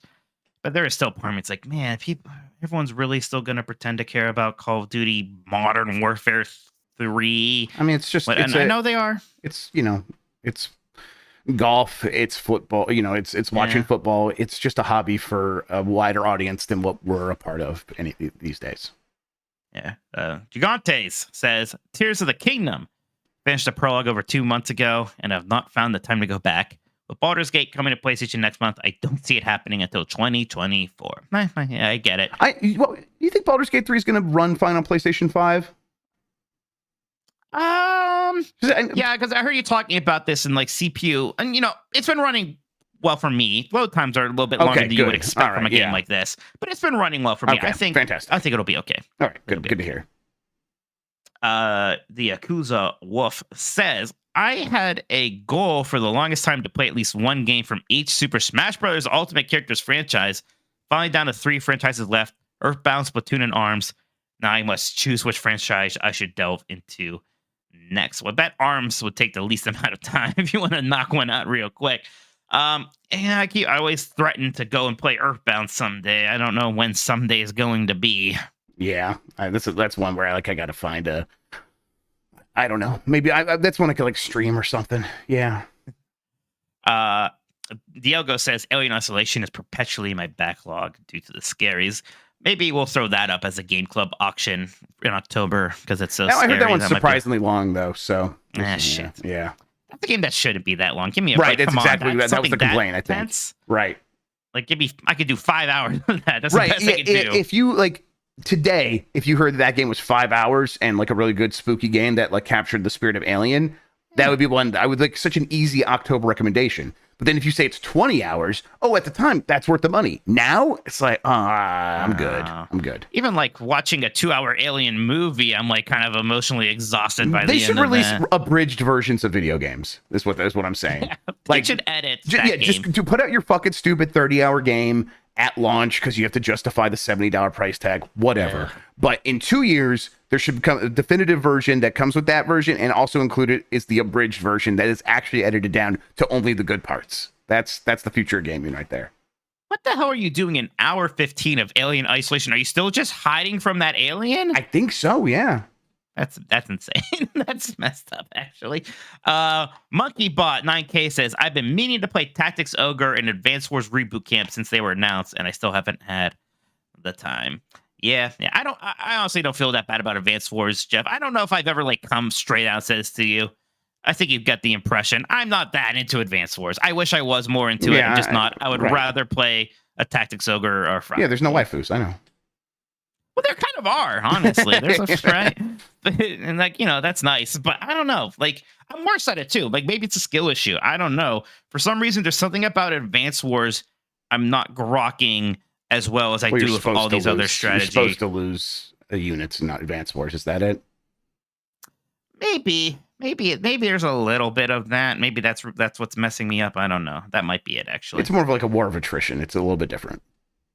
I'd rather just play as the team of heroes who never have to face any consequences or the horrors of war. Totally. Yeah. Budsack says I still need to play Bowser's Fury, but I'm not sure how long. Like how many shines are in it? That's a trap. That's a goddamn trap, and I'm not falling for it. It's clearly the Nintendo Secret Service. The kid at Krista put you up to this. Daniel says, I have a laundry list of games I want to play if I get laid off when work slows down. You ever have that fantasy? Sure, yeah. Getting laid off would be terrible. But think of all the time I'd have to play video games. Every Xenoblade game is probably near the top of my list, however. Matt Rare Monkey Wolf says, I know I have to get to it, but I know I had to get to it, but right now it's Ghost Trick. I really want to play it again, but there's just too much Baldur's Gate 3, Zelda, Diablo 4. It's so messed up that Baldur's Gate 3 became like a quintessential game. I was so just like, oh, that's going to be some nerd shit for the nerds. Mm-hmm. That's okay. Right. Oh, no. This is the next Elden Ring. Like, what the fuck? How did that happen? Like, really? Yeah. Like, okay.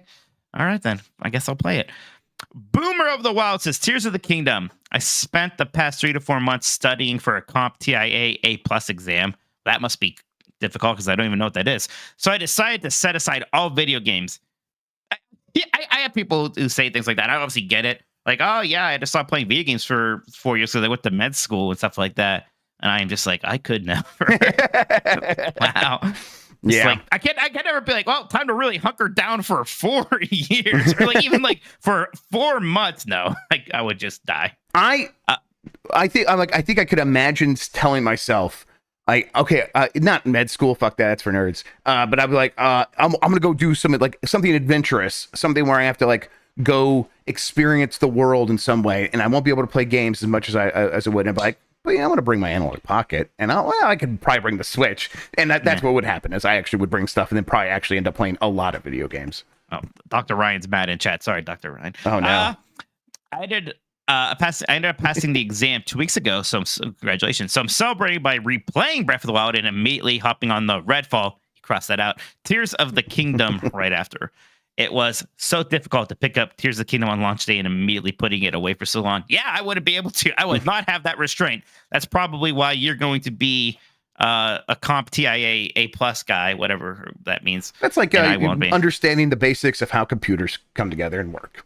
Oh, I definitely won't be that. That's pretty cool. Boomer of the Wild, tell me how that went. If you got all approved and all that stuff, right. I'm curious. All this Linus Tech whatever stuff. Yeah, like you're the new drama. Linus. Congratulations. I never heard that person. Am I gonna get in trouble because I called Baldur's Gate 3 a nerd game for nerds and people won't understand? I am, of course, being sarcastic. Yes, it frustrates me. People can't tell that we're the biggest fucking nerds alive. Right. Like, yeah. Yes. Like I never would say that if I wasn't. Right. I obviously only feel comfortable saying that because I am this bald guy with glasses in my Metroid shirt with a model Arby's with a Mega Man on top of it behind me. And I love cargo shorts. Like, come on, guys. Vision says, blasphemous. Got it on Switch to play while traveling, just never did, but somehow wanted to squeeze it in before 2 comes out. Yeah, that's supposed to be a really good Metroidvania, and I love Metroidvanias. It's like not a very Mikey aesthetic, right? Yeah. Yeah, so, but like, I would still like it, but just if that Blasphemous one thing is 2 is good, I'm just going to skip to that. Yeah, sure. I think that makes sense.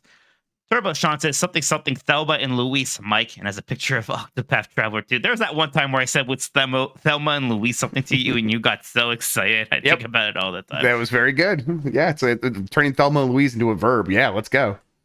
Kaiser Phoenix says Tokyo Mirage Sessions, not hashtag FE Sharp. Encore. Sharp FE Encore. Thank you. Yep. Yesterday, I rolled credits on Diablo 4's main campaign, and I still have Baldur's Gate 3 in my backlog. I want to pace myself with big-scale games after nearly burning out playing Engage and Octopath 2 back-to-back earlier this year, saved by Octopath 2 being great. Getting around to smaller-scale games like Marvel Ultimate Alliance 3. Where's Marvel Ultimate Alliance 3 coming from? How did that game get mentioned twice this week? I bet a lot of people, it's a Marvel game. It should have a relatively large audience. I guess. Man, I liked Tokyo Mirage Sessions. Sharp FE Encore, but it's a game I don't think about very much after beating. Yeah, fair. Long Gifts says, I love to finish Xenoblade 3, but 25 hours in and was enjoying it. Sorry, but I got about 5 Trails games too that I think are probably better that I priority now in the never to be finished pile. Includes a picture of Trails 2. Azure. All right, that's it from all the Discord input here. Thank you so much, everybody. Why don't we take another break? We got some more super chats, and we're going to talk about some Pikmin and maybe other games we've been playing. How's it sound, Jeff? Look, I'll say it. You should probably have to see Seaman at some point. Thank you, Pass Mike. Yep. Actually, no, I already have a drink here. We can just go into it, I think. You ready? Yeah, I'm good. Yeah. There we go. That's Super better. chats? I am ready for the super chats. Do you want to bring it back and I'll just hop into them? Yep. All right, we are back. Jeff, read me them super chats. Yeah, let me expand here a little bit. Okay, first one's from Big Jimbo Ryan. Thanks for tuning in, Jim. We always love when you watch the show. The only thing Last of Us 2 did good was give us 4 meme templates that people draw over, and they are funny. The Segs one. Kids getting the Segs one, the kids getting punched, the chokeout one, finger biting, all bangers, the true game of the year. I barely even know these. Memes. Yeah, me too. But I know finger biting is a very important part of the end of Last of Us Part 2. I know that because I did when I realized I was never gonna beat that game, I did read to see what happens because people seem very upset. Then I found out the thing they were upset about was the thing that happened in the first 5 minutes of the game that seemed like the most predictable thing ever to me anyways, but whatever. Right, it's like, they did something that would be tough for the reader to handle. Like, okay, or for the gamer, the player to handle. The reader might be apt in this situation. Yeah, exactly, yeah. My favorite thing about The Last of Us Part 2 is whenever you have to talk about that thing, and then someone makes some golf pun or something. I always enjoy that. All right, from I get it. From Willow Davis, will 2023 game releases get a bigger holiday wish list sales boost since most people haven't had the time to play them all this year? That doesn't matter. People love buying. We just see people love buying new games even more so than they like playing them. Sometimes the games will continue to sell just fine. Yeah, I think that I think people might turn to wish listing as a way to manage these things, but I don't think that's not going to change people's behaviors all that much. People are probably just going to keep buying these games. Okay, give me a second. The page just refreshed on me for some reason. I just got to click this thing and we're back. All right, from Matt McCullough. Do you think we've seen all the consoles on Nintendo Switch Online we're going to see? GameCube seems like the obvious next choice, but maybe Saturn, TurboGrafx 16, or dare I dream, Philips CDI. I don't think they're going to add anything before the end of the Switch. Yeah, there's problems with most of those. GameCube, I think they are much happier taking time to remaster those games or put them in compilations and just charge money for them. I don't know why they're weird about GameCube like that, but they are. Also, Matt, thank you for the first super chat there. I see. Yeah, shout out to that. Saturn emulation, I know it's better, but it's difficult. It might be considered a niche console. I don't know. Philips CDI, I know you're memeing there. I would like that, though. TurboGrafx 16, I hope someday. They had TurboGrafx virtual console games in the past. There's a lot of good games there. There's been a mini console for TurboGrafx 16, so somebody has those ROMs or whatever they are. Anyways, TurboGrafx 16, maybe. I hope so. That would be neat. Right. A little surprising that hasn't happened already, just because there was so much TurboGrafx 16 stuff on the Wii Virtual Console and all the virtual consoles after that. Yeah. I'm honestly wouldn't be shocked if they're kind of done adding new consoles also, though, at least for a while. Yeah, they might At least do for it the original Switch. Right. I think they might have some new stuff at the beginning of the next system. I would like Virtual Boy. A Virtual Boy would be fun. Just put all of the games on there. Put all of them, including Waterworld. Like, Yeah, how much are especially the rights Waterworld. holder for Waterworld really going to charge you for the Waterworld Virtual Boy game these days? Come on. Exactly. Kevin Costner's going to let you have that. Don't worry. You just want Jack Bros. I want Jack Brothers. Yeah, let's go. L. Grug, Jeff spoiled Arby's for me. I wanted to go in there and be surprised by the roast beef, but Grubb Scrub ruined that for me. Be more like Mike the guest. Listen, I like spoiling stuff. You just got to deal with it. I drove by the old original Arby's building, which was empty for a bit. Well, it's funny you say rip because it's now selling tombstones. Oh, that's incredible. So that's what they're selling at the original Arby's now. Man, How about that's that? amazing. Nintendo Derek, wait, has Grubb never played an Ace Attorney game? Very surprised that those would be great for streaming. Yeah, I just picked my battles back then, and I was a Professor Layton guy. I know they're not the same thing, but in my head, I was just like, this is the game for me. I don't need to get Ace Attorney, and then I definitely, and at a certain point, there were so many of them. I'm like, well, I guess I'm going to play. I'm going to go back to the original, and that made it very easy to be like, I'm not going to do that yet. So, I'll play them eventually. I think I would enjoy them quite a bit. Yeah, you just gotta. There are gonna be moments you're gonna grade against it because the game wants you to solve things in a very specific way, right? And it can be frustrating when you have a logic that also makes sense, but the game's just not programmed to accept that logic. And especially those early games, I think the collection's better about it. Like, you just get penalized for that, and you can't get to a point where you lose and have to reload a save or restart and just kind of speed through text to get back where you were. I think the newer games are better about that. Yes, then I would definitely just play the newer ones. And I have my detective game that's like the perfect detective game in Shadows of Doubt. I can go back to some, older style visual novels, not visual novel take on that genre and find some enjoyment from that.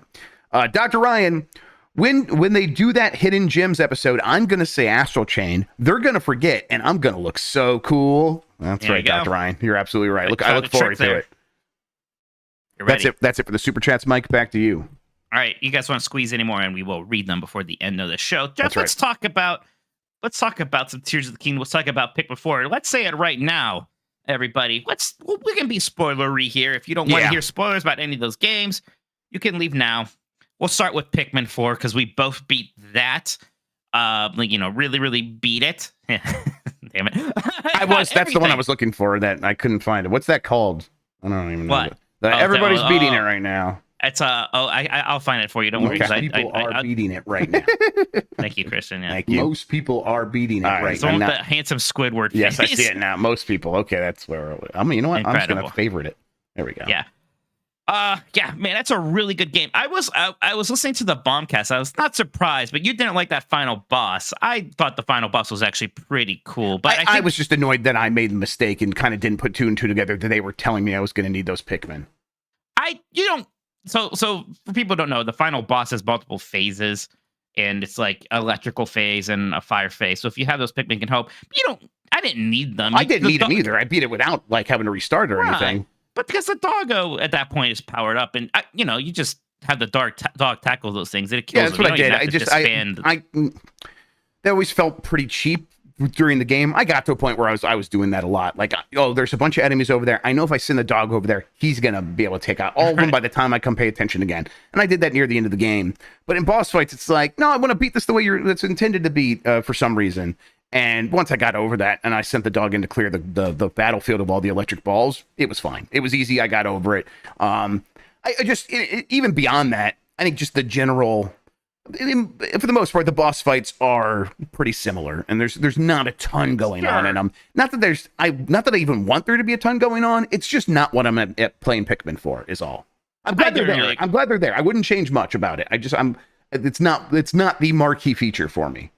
I generally agree that the bosses could probably be a bit more interesting than just charge at them with the dog and then, kill them real fast. That's why I think I liked the final boss fight, because it was a bit more than that. Although it did keep me on my toes. It did.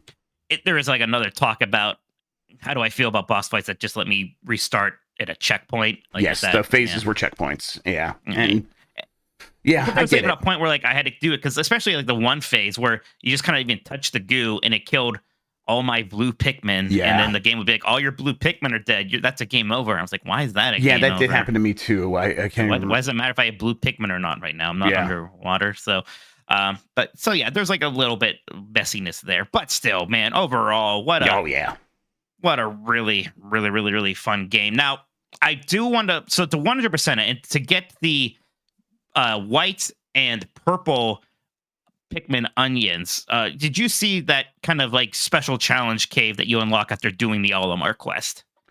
I don't know if I did. I don't know if I paid attention to that. Yeah, so that opens up in your main base area after that. There's like a little cutscene after you do that, and they say that's there. So that's like 10 super challenge kind of levels, and you beat the first 5, you get the white onion. You beat the next 5, you get the purple. And then the final treasure in the game, you need like 1,000 Pikmin strength or something. So you have to have a group of 100 I did see that. purple Yes, Pikmin. I did want to do that. Damn. So that's why. So I was like, okay, so I got to go beat that so I can get the purple onion, so I can have a group of 100 purple Pikmin and get the last treasure. Because I think that I'm pretty sure that's the only treasure I need now. Sure. And then like that's not quite 100%. Like I won't have like the best rankings in all the Dandori battles, but that'll be 100% enough for me. 100% treasures. You can't even replay them in the all the campaign though, right? castaways. Like the Dandori levels, you have to like play them from the Dandori menu. Oh wait, can you do it like through Dingo or something? Yeah, you talk to him in the thing. Okay, you that's right. You talk to a guy, you can do him through there. That's right. Sure. You talk to the guy.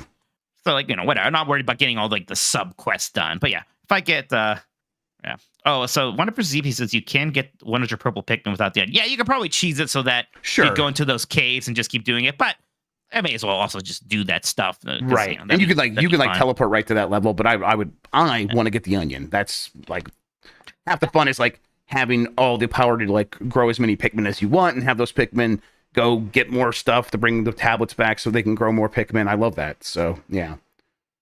That Olimar mini campaign, that is a big highlight of the game, by where all of a sudden you're playing. Great time for that to drop too. Yeah, and that like that long into the game and be like, now here's this timed campaign. It's just what I needed. It's just Pikmin 1 rules. You're playing Pikmin 4 with Pikmin 1 rules all of a sudden, and it's super fun. Yep, and it's the maps are a little bit more condensed. They like do cut off some of it, so it's like a little smaller area. So you just focus on, it's not super small, but it's like slightly smaller, and you just got to go get these things in 15 days. And if you've been playing the game sort of nonstop at that point, you get pretty good at it, and it's like this is super satisfying. And they, I think it does only have red, yellow, and blue Pikmin. I think. Right. Yeah. Because again, it's very like Pikmin 1 rules kind of. You get the dog still. Right. Yes. So that's cool. Yes. I sat down and play. Honestly, I would play through that again. like next year if I'm craving Pikmin, I'm like, I'll just see if I can just go play that Olimar thing. That might be a good way to get like a small dose of Pikmin here and there.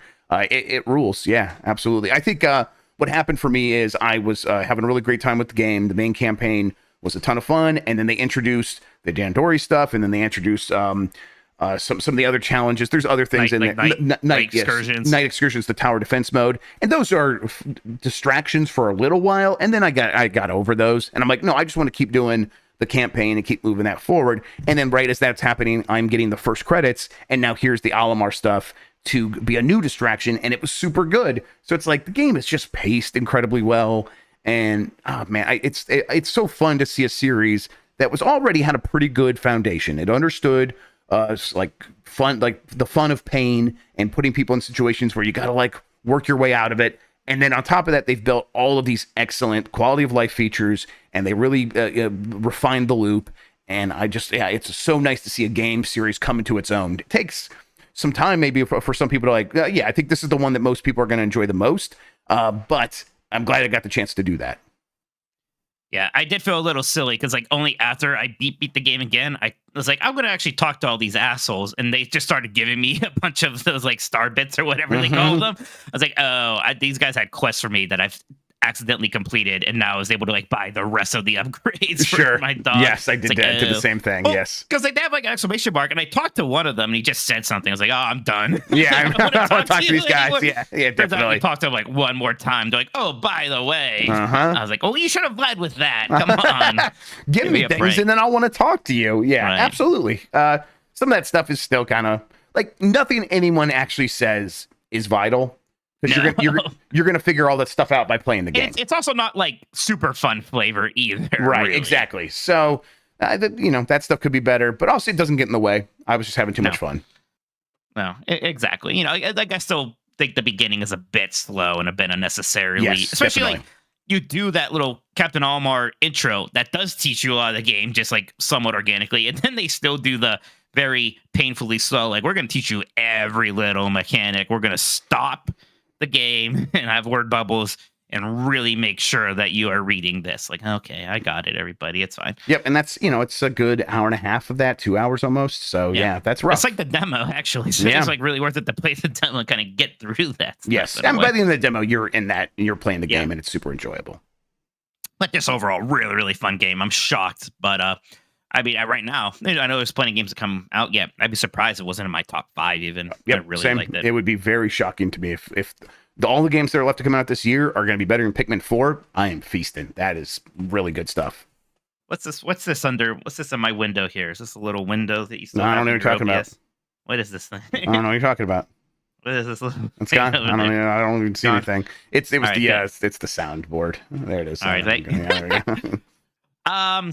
Okay, so talk to me about Tears of the Kingdom. I know you wanted to make a push to beat that this weekend, but was there a bit more left than you thought? I think this is why I gently tried to nudge you before, be like, why don't you just play a little bit more of the main campaign, Jeff? You'll be fun. See if you can beat it. What happened? I didn't even do that. I'm playing the game and enjoyed it too much. I did the mayoral election, and I love that. I was just like, that was like one of the things I was like, no, I'm not doing this. Yeah, but then you don't get the Hateno cheese. So that's your that's a big miss for you. I don't want that. You do want that. It's great for recipes. You love cheese. What are you talking about? I do love cheese, actually. You're right. I started doing the school thing because Bailey during the podcast mentioned today that if you do that, you can unlock the field and start planting crops. I'm like, I would love to have endless Endura carrots. Jeff, you played twice as much of this game as me now, I think. I did finish all the pen stuff. That was great. So that was like a completely that wrapped. You have to do. Yes, completely wrapped up. And I love that. I did like wrap up the last few things I was missing in the depths. And then I like when I was doing one of the pen missions, I talked to somebody and they're like mentioned the cloud above their stable. And I'm like, yeah, the cloud looks fucked up. I will go look into it. Because clearly that's what the game's telling me to do. That's not what the game was telling me to do. The game was just saying, no, those clouds are messed up. Maybe something will happen eventually. I went in there, couldn't see anything, quickly realized not supposed to be here yet. But that was not going to stop me from looking around, especially when the shrine sensor went off. I'm like, I would love to have a fast travel point up here. And so I'll just do that. I'll try to get that. And I fell off that platform. And as I was falling, I was just like grappling around looking for any land I could find a purchase in.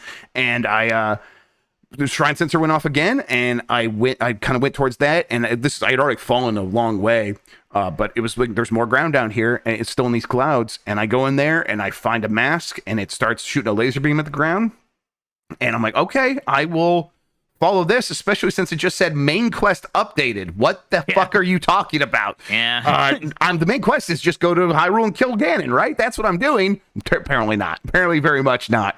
I think I've bypassed a pretty significant chunk of the main quest now. That I don't think I'm going to end up doing at all, which I love. I think that's very cool. So I do this thing. I go down. Can we be in like extra spoilers now? Yeah, sure. Extra spoilers, everybody. But this whole thing's been spoilers. But so this thing is at the fifth sage. Yeah.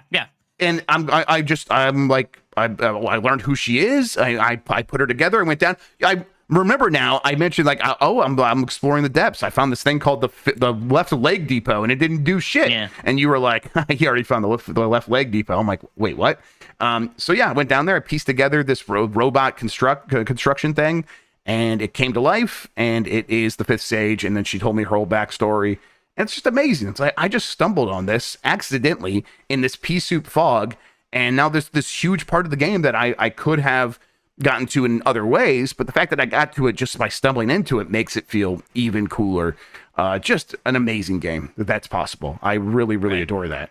And I imagine if you do that, since now just like when you progress that other part of the main storyline, there will be a point where somebody's like, "Oh man, we need a 5th sage," and then you'll just kind of be like, "I already did that." Yeah. So Here, then you'll look just at like, here "Oh, they go." are. Exactly. I think that's what's And going to I'm like, happen. oh, great. Well, then go ahead then, because Yes. like I had a similar kind of thing with the Master Sword at one point. Where they're like, "Oh, we're Yeah, I going think to that- give you the Master Sword." I was like, "I already have that." I think like, that's oh, good. I think that's exactly what happened. Because I think the 5th sage is the one that's. I think you're supposed to get the Master Sword. Supposed to after you get the 5th sage. It seems like, right? She's the one that talks Well, about it. Yeah, 'cause she does. Yeah, she brings it up at some point. Right, Yes. right, exactly. It is like, yeah, or at least like I don't know if that's the way game's way of checking, because I think a lot of people are just organically going to do all the memories, and then that leads you to the Master Sword, right? And that's such a big main quest line. Oh yeah, it does. It's a highlight of the game. Yes, it is. It's really good. Yeah. So do you still still feel that drive you want to be, or are you want fully back? Just like no, I'm fine coasting again. That's the thing. It's both. I am fully back, enjoying every single second I'm playing in this game. It really does I just get enraptured. I'm just walking through Hateno Village, and the music's playing, and the grass is swaying, and I'm transported. I'm like this is gaming to me. This is just what I want games to be. Just give me a living, breathing world. And let me discover stuff on my own terms. But very soon there's going to be other big games to play, and I cannot still be playing this game. Like it's. I mean, you can beat it and always come back and do some of the other stuff. Exactly. Right? So it's like, okay, yeah. Tell that to me while I'm playing it and enjoying it. Like it's like hard to convince myself. Like now it's time to go. You'll enjoy. Think about how much you'll enjoy the ending. So yes, everyone keeps talking up the ending, and having so many points of this game. Previously being talked up for the Dragon Tears, getting the Master Sword, this thing with the 5th Sage, and all those things really delivering and overcoming expectations.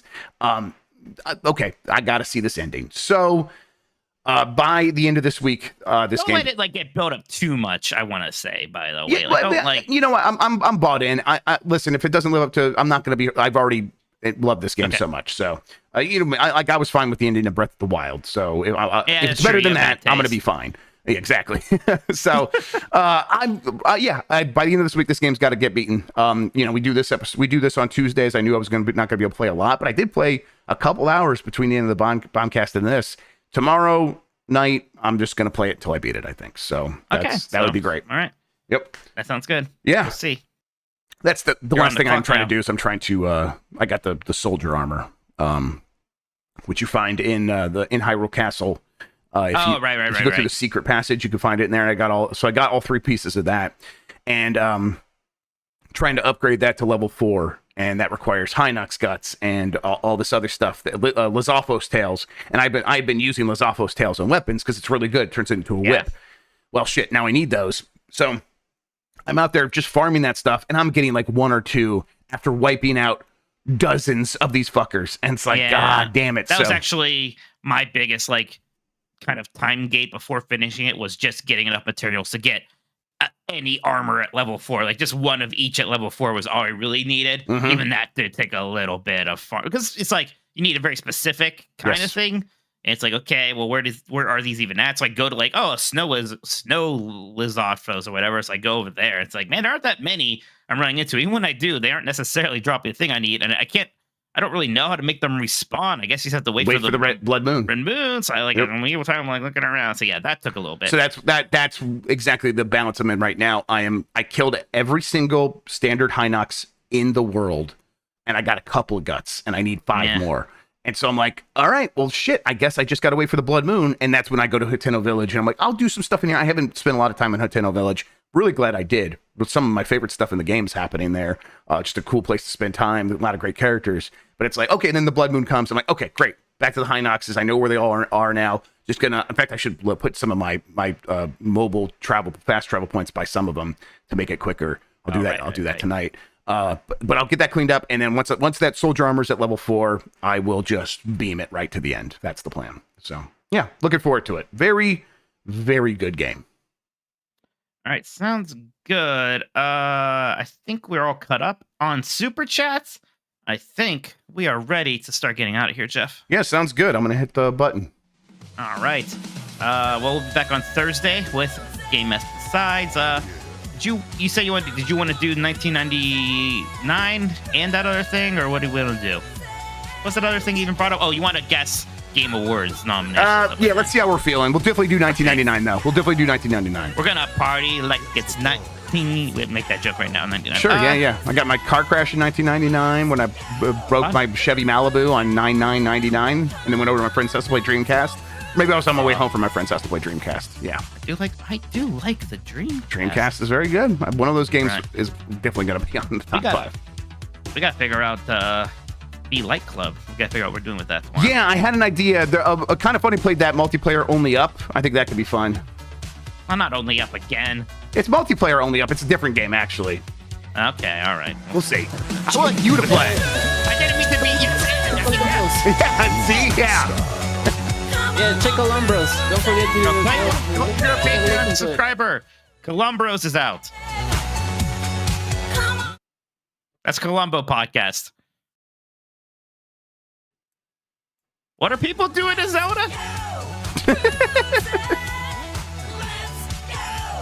Most people are beating it right now. All right, Jeff. Let's do each other here. Okay. They are going to come for Zelda.